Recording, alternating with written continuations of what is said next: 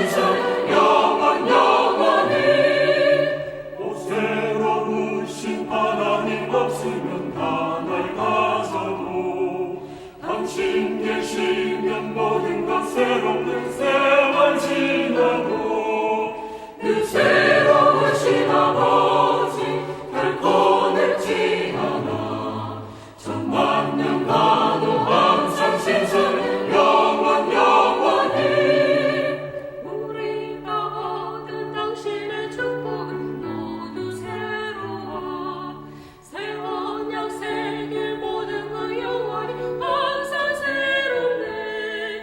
늘 새로우신 아버지 결코 늙지 않아 천만 년 가도 항상 신성 영원 영원히. 우린 주의 새 창조 새 사람 날로 새로워 새 마음 새 영광권의 새생 항상 충만해. 늘 새로우신 아버지 결코 늙지 않아 천만 년 가도 항상 신성 영원 영원히. 새 하늘 새 땅 세상의 모든 것 새롭게 되네. 날마다 새로운 쉴과 공급된 그는 너답네. 늘 새로우신 아버지 결코 늙지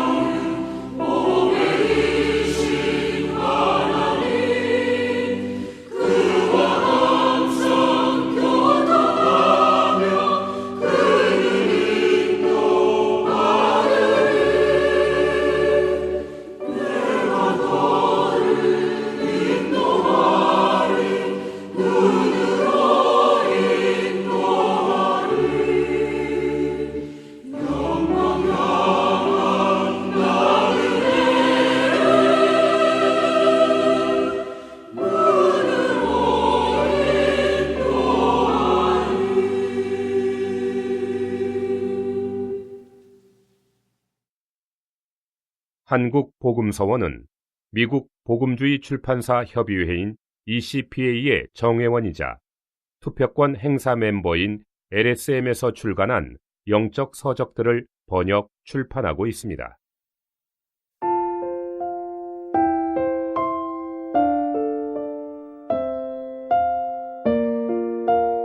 워치만 니의 간증.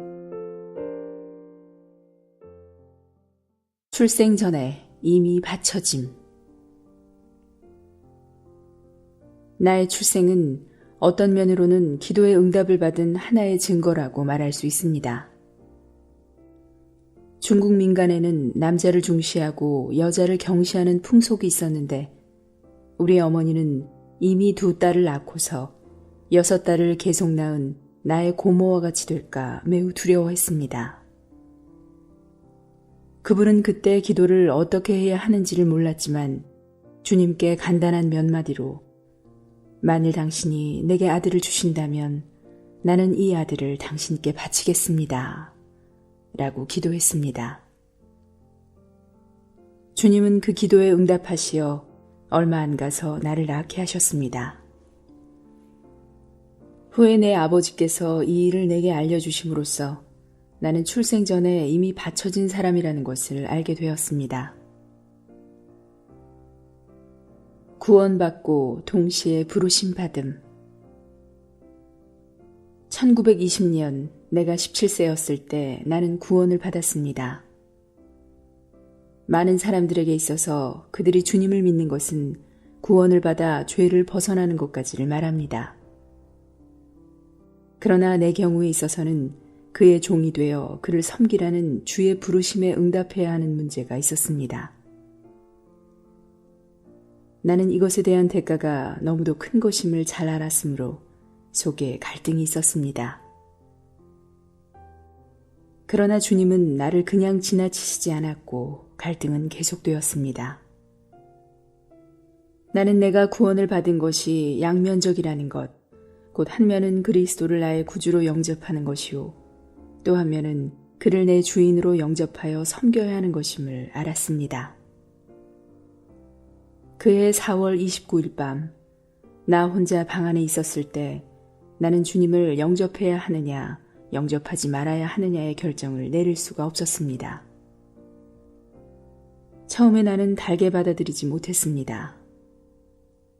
그러나 다시 한번 기도할 때 너무도 큰 나의 죄를 발견하게 되었고 오직 주 예수만이 나를 구원할 수 있다는 것을 보았습니다. 나는 그때 주님께서 십자가 위에서 못 박힌 2손을 내밀어 날 맞으며 나는 여기에서 내가 날 영접하기를 기다리고 있다 고 말씀하시는 것을 보았습니다. 이 사랑이 마침내 나를 정복했습니다. 이전에 나는 다른 사람이 예수 믿는 것을 비웃었으나 그날 저녁 나는 십자가에서 피 흘려 죽은 주님의 사랑을 체험하고 눈물로 죄를 자복하며 주께 사해 주시기를 구하며 주님을 영접했습니다. 또한 이 큰 사랑으로 인하여 나는 내 일생 동안 그를 섬기기를 원하게 되었습니다. 기도한 후 나는 전에는 맛보지 못한 기쁨과 평강을 맛보게 되었습니다. 그때 방 안에는 빛이 충만한 것 같았습니다. 나는 주님께 말했습니다. 아, 주여, 당신은 나를 은혜로 대하셨습니다. 커다란 변화. 지금 이 자리에 앉아있는 사람들 중에서 3사람은 나의 동창생입니다. 특별히 위강희 형제는 항상 학교의 규칙을 범하던 나의 이전 나쁜 행실을 간증할 수 있는 사람입니다. 하나님께서 주신 나의 작은 총명으로 매 시험마다 나는 쉽게 으뜸을 차지할 수 있었습니다. 나의 문장은 항상 모범으로 뽑혀서 게시판에 붙여져 있었습니다. 이러므로 나는 교만하고 스스로를 높이는 사람이 되었습니다. 나는 나의 판단을 절대적인 것으로 믿었고 청년들이 품는 야망을 갖고 있었으며 장래에 대한 원대한 계획을 세우고 있었습니다. 그때 나는 노력하기만 하면 내가 원하는 목적을 무엇이든지 다 이룰 수 있다고 생각했습니다. 그러나 그날 밤부터 모든 것에 큰 변화가 일어났습니다. 10여 년간의 계획이 다 물거품이 되고 말았습니다. 모든 영웅심과 큰 뜻이 점점 사라져 결국은 깨끗이 없어졌습니다. 반대로 하나님께서 나를 부르신 그 부르심은 갈수록 분명해졌습니다. 나는 나의 일생이 장래 어떻게 되리라는 것을 알게 되었습니다. 나는 주님께서 나를 이끄시어 구원을 받게 할 뿐 아니라 한층 더 나아가 그분의 영광을 위하여 그분께 다다르게 하셨음을 알았습니다. 하나님은 나를 부르시어 내가 그분의 종이 되어 그분을 섬기고 그분과 동역하도록 하신 것입니다. 전에 나는 전도하는 일을 업신여겼습니다. 특별히 전도인들에 대해서는 많은 전도인들 보기를 외국 사람이나 따라다니는 일종의 직업인에 불과한 것으로 보고 그들을 낮게 여기고 있었습니다. 과거에 나는 내가 그렇게 멸시하던 전도인이 되리라는 생각은 한 번도 한 적이 없었습니다. 그러나 이제 나는 내가 가장 하류의 것으로 여기던 그 일을 전적으로 하게 된 것입니다. 생활에 실제가 없었음. 주님을 섬기기 위해서 나는 학교를 떠나 상해에 가서 여자도 자매가 경영하는 성경 학원에 들어갔습니다. 얼마 후 그분은 내게 그 학원을 떠나달라고 말했습니다. 내가 군것질을 잘하고 아름다운 옷을 즐기고 아침에는 항상 늦게 일어났으므로 나에게 집으로 돌아가라고 한 것입니다. 이 일은 주님을 섬기려는 내 마음에 엄중한 타격이 되었습니다. 나는 내 생명은 큰 변화를 받았으나 내 생활에는 실제가 없으며 고쳐야 할 점이 너무나도 많다는 것을 그제서야 비로소 알게 되었습니다. 나는 하나님을 섬기려면 먼저 충분한 준비가 필요함을 알았습니다. 나는 학교로 다시 돌아가서 계속 공부하기로 결정했습니다.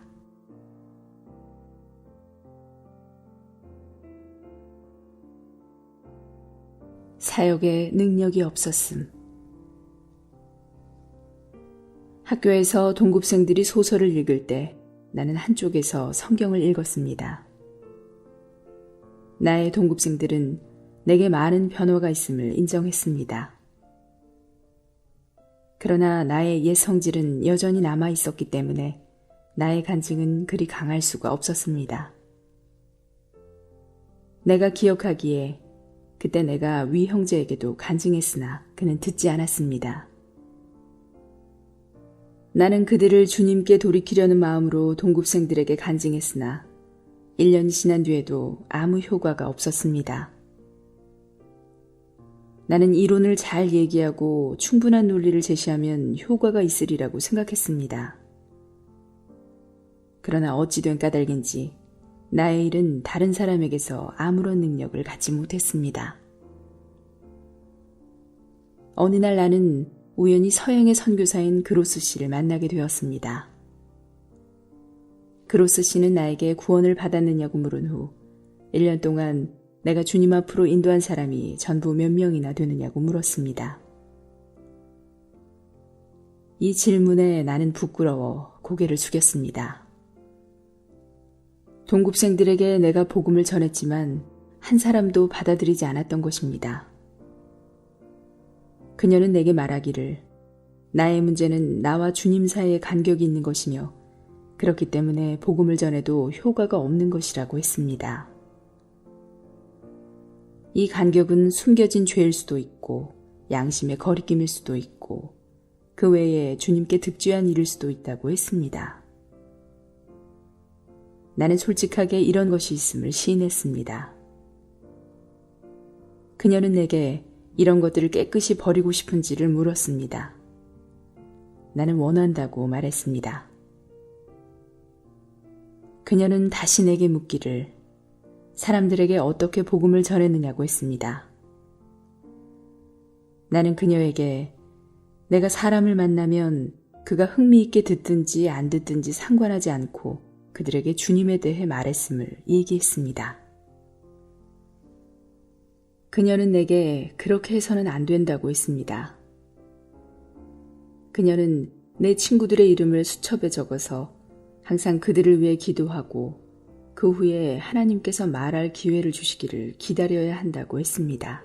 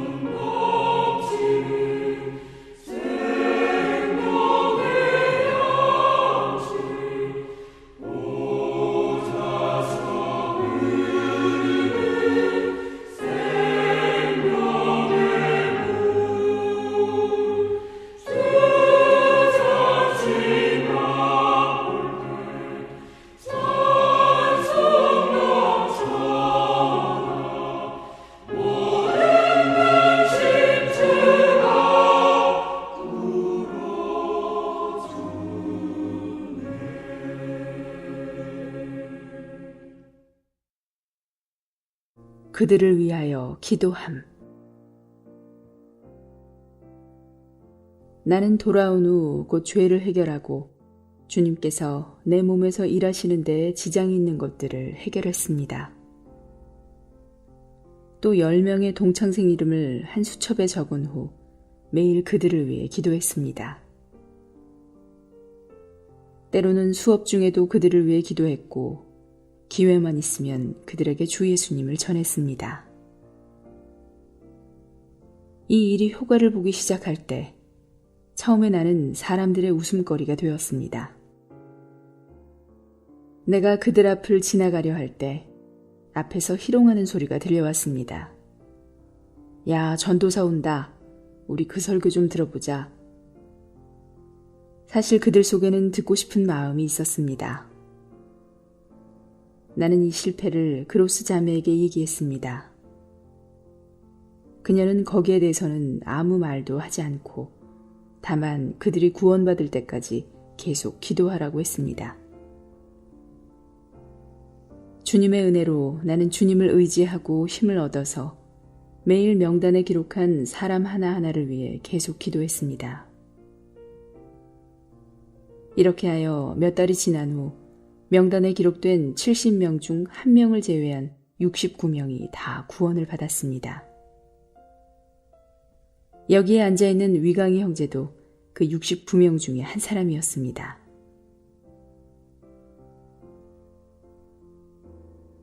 성령의 능력을 얻어야 함. 이렇게 사람들이 구원을 받았으나 나는 여기에 만족하지 않고 학교와 도시에 있는 수많은 사람들에게도 복음이 필요하다고 생각했습니다. 나는 성령의 충만을 받아 위에서 내려오는 능력을 얻어야 할 필요를 느꼈습니다.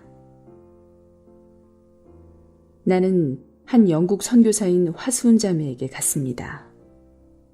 나는 그녀에게 물었습니다. 영적 능력을 얻으려면 성령의 충만을 받아야 하지요. 그녀는 말했습니다. 그렇다. 너는 반드시 내 자신을 하나님께 바쳐서 하나님께서 그분의 영을 내게 충만케 하시도록 해야 한다. 나는 내가 분명한 구원과 부르심을 받고 이미 내 생명을 하나님께 바쳤지만 여전히 영적 능력이 없는 것 같다고 말했습니다. 그녀는 내게 프리진 형제의 이야기를 들려주었습니다. 프리진 형제는 미국 사람으로서 중국에 온 일이 있었습니다. 그가 철학박사 과정을 밟고 있을 때 그는 자기의 영적 상태에 대해 불만을 갖고 있었습니다. 그는 하나님께 그에게 믿지 않는 악한 마음이 있고 이길 수 없는 죄가 있으며 주님의 일에 대해서는 능력이 조금도 없다고 말씀드렸습니다. 그는 하나님께 성령을 충만케 해주시고 승리의 생활을 할 수 있게 해주시기를 기도했습니다. 그는 이러한 기도를 2주 동안 계속했습니다. 이상한 것은 하나님은 그에게 아무것도 주시지 않고 도리어 그에게 몇 가지 요구를 하신 것입니다. 하나님은 그에게 말씀하셨습니다. 내가 정말 승리의 생활을 하기 원하느냐? 그렇다면 너는 2달 후에 볼 박사시험을 포기해라. 나를 섬기는 데는 철학 박사가 필요 없다. 그는 너무도 난감했습니다. 그에게 있어서 박사 학위를 얻는 일은 자신만만한 일이었습니다. 그런데 어떻게 이곳을 버린단 말입니까? 그가 30년간 소망을 걸어왔던 것이 바로 이 박사 학위를 얻는 것이었는데 이것을 버리라고 하시니 하나님은 너무 잔인하시지 않습니까? 이러한 전쟁이 그의 안에서 2달 동안 계속되었고 결국에는 주님께서 승리하셨습니다. 그는 한 통의 편지를 대학 당국에 보내어 그가 다음 주에 있는 학위시험에 불참할 것임을 통지했습니다. 그 일은 이렇게 결정된 것입니다. 그날 저녁 그는 몹시 피로했고 그 이튿날의 집회에서 무슨 말씀을 전해야 할지 알 수 없었습니다. 이튿날 그는 회중에게 말했습니다. 오늘 나는 무슨 말을 해야 할지 모르겠습니다. 나는 다만 한 사람이 주님께 복종한 일에 대해 말하고 싶습니다. 그날 회중의 4분의 3이 새롭게 일어났고 그 자신도 이로 인해 성령의 능력을 얻게 되었습니다. 그는 후에 말했습니다. 내가 만일 결과가 이런 것임을 더 일찍 알았더라면 나는 좀 더 일찍 하나님께 복종했을 것이다. 그는 그 후 주님께서 중히 쓰시는 사람이 되었습니다. 프리진 형제의 이야기는 나를 감격했습니다. 나는 주님께 말했습니다. 주여, 나와 당신 사이의 간격을 제거하겠사오니 나로 성령의 충만을 받게 하소서. 이리하여 1920년부터 1922년까지 나는 300여 명에게 사과하고 그들에게 용서를 빌었습니다. 그러나 내 느낌에서는 여전히 하나님과 나 사이에 간격이 남아 있었습니다. 나는 다시 일하려 노력했으나 위로부터 내려오는 능력은 없었고 사역의 효과도 별로 없었습니다. 마음을 다하여 그분을 사랑해야 함. 어느 날 나는 설교 제목을 찾기 위해 성경을 보고 있었습니다. 그때 읽은 것은 하늘에서는 주 외에 누가 내게 있으리요. 땅에서는 주밖에 나의 사모할 자 없나이다 였습니다. 나는 내 자신에게 말했습니다. 시편 기자는 이렇게 말할 수 있었지만 나는 할 수 없다. 내가 할 수 없는 원인은 바로 그때 내가 지금 내 아내 된 여자를 사랑하는 데 있었습니다. 내가 그녀에게 주님에 대해 얘기할 때마다 내게 돌아온 답은 웃음뿐이었습니다. 이것은 10년 전의 일이었습니다. 그 당시 그녀는 그리스도인이 아니었습니다. 그러나 나는 오늘 많은 청년들이 그러하듯 그녀를 열렬히 사랑했습니다. 내 느낌에는 그녀를 향한 내 마음이 너무 열렬하기 때문에 나와 주님 사이에 다툼이 있는 것으로 느껴졌습니다. 나는 그녀를 버릴 수 없었습니다. 그녀는 내 마음 안에서 너무도 중요한 위치를 차지하고 있었습니다. 나는 하나님께 이 일에 대해서만은 간섭하지 말아달라고 했습니다. 심지어 나는 황무한 땅 티베트까지라도 가서 전도하겠고 하나님을 위한 많은 사업을 하겠으니 나의 애정만은 간섭하지 말고 나의 사랑하는 사람만은 버리지 말게 해달라고 하나님께 제의했습니다. 그러나 하나님은 일단 이 일을 제기한 후에는 돌이키지 않으셨습니다. 주님은 나에게 그 사랑을 버리고 마음을 다하여 주님을 사랑하라고 하시는 것이었습니다. 나는 공부에도 흥미가 없었고 기도도 잘 할 수 없었습니다. 나는 계속 성령의 충만을 받기 원했지만 시편의 그 말은 감히 할 수 없었습니다. 어느 날 나는 마침내 하나님께 말했습니다. 주여, 나는 그녀와의 관계를 포기하겠습니다. 이때 나는 전에 누리지 못했던 큰 기쁨을 누리게 되었습니다. 구원받았을 때 나는 죄짐을 벗어났습니다.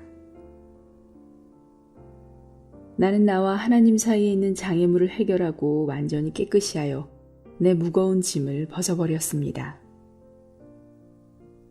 나는 분명히 기억합니다. 그날 나는 아름다운 옷을 벗어버리고 평범한 옷으로 갈아입은 후 부엌에 들어가 풀을 쏘아서 전도지와 함께 가지고 나가 한 장 한 장 붙이기도 하고 지나가는 사람에게 나누어 주기도 했습니다. 과거에는 복주에서 이런 일을 한 사람이 없었습니다.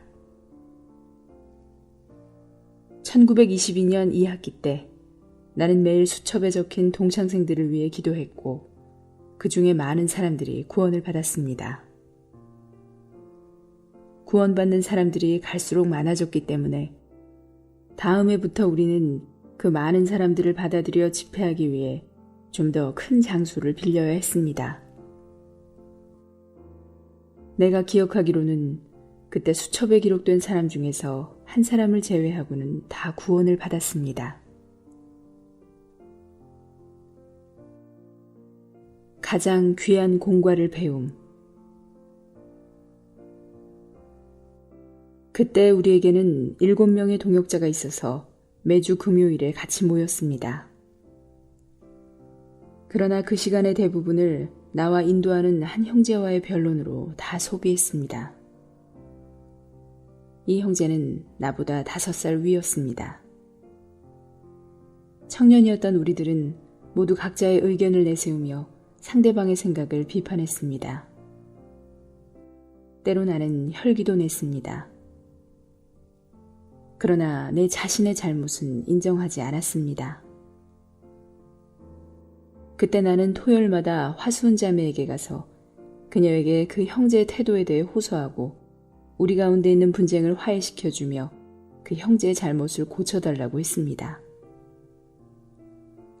화수은 자매는 나를 꾸짖으며 성경에서 젊은이는 나이 많은 자에게 순종하라고 했으니 너는 그에게 순종해야 마땅하다 라고 말하는 것이었습니다. 나는 이 말에 복종하지 않고 나 자신을 변명했습니다. 나는 그렇게 할 수 없습니다. 그리스도인에게도 살인은 있는 게 아닙니까? 그녀는 이유불문하고 성경에서 어떻게 말했는가를 봐라. 성경에서 젊은이는 마땅히 나이 많은 자에게 순종해야 된다고 했다고 말했습니다. 금요일 오후에 논쟁을 벌이고 나서 나는 밤에 잠을 잘 수 없었고 때로는 울기까지 했습니다. 토요일에는 화순자매에게 가서 호소하며 그녀에게 나의 억울함을 풀어달라고 했습니다. 그러나 그녀의 답변을 듣고 집에 돌아오면서 나는 또다시 울었습니다. 나는 내가 그 형제보다 일찍 태어났더라면 순종해야 할 사람은 내가 아닌 그 형제였을 것을 하면서 내가 그 형제보다 일찍 태어나지 못한 것을 원망하였습니다. 언젠가 나는 그 변론 중에서 나의 의견이 너무도 옳은 것임을 느끼고 그녀에게 내가 어떻게 옳고 그 형제가 어떻게 틀렸는가를 설명했습니다. 나는 이번에는 틀림없이 내가 이긴 것으로 인정받으리라고 생각했습니다. 그러나 그녀는 이렇게 말했습니다. 그 형제의 옳고 그른 것이 문제가 아니다. 지금 내 앞에서 형제를 송사하는 내가 십자가를 지는 사람이냐? 내가 어린 양과 같은 사람이냐? 네가 한번 말해봐라. 그녀의 이 몇 마디에 나는 참으로 부끄러움을 느꼈습니다. 나는 그것을 영원히 잊지 못할 것입니다. 그때 내 말과 태도는 정말 십자가를 지는 사람의 그것이 아니었고 어린 양과 같지 않은 것이었습니다. 나는 그 1년 반 동안에 내 일생 중에서 가장 귀한 공과를 배운 것입니다. 나는 원래 머릿속에 영적 구상이 가득했습니다. 그러나 하나님은 여러 가지 환경을 통하여 나를 영적 실제에 들어가게 했고 십자가의 의의가 무엇인지를 깨닫게 하셨습니다. 1936년 오늘 내게는 50여 명의 동역자가 있습니다.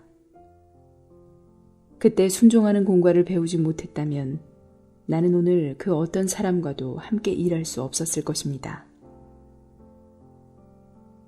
하나님께 찬미를 드립니다.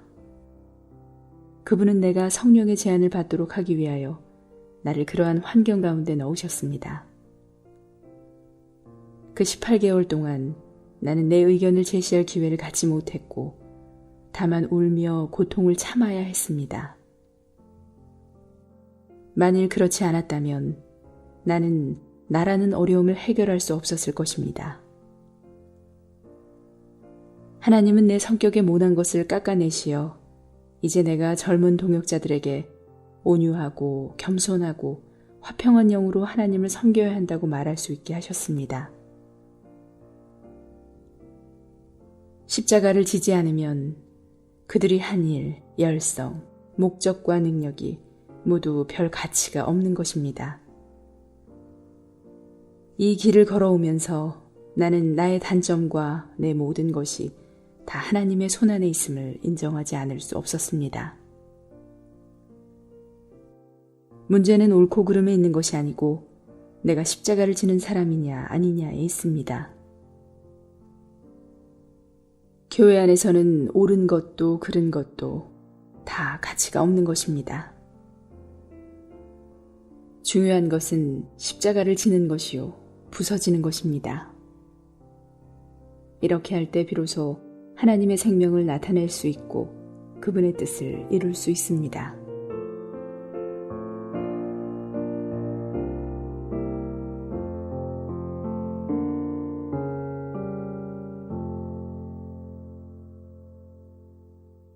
본 메시지가 수록된 도서에 관심 있으신 분들은 인터넷 검색창에 한국복음서원 쇼핑몰 또는 1600-3191로 전화 주시면 감사하겠습니다. 리디북스에서 전자책으로도 구입이 가능합니다.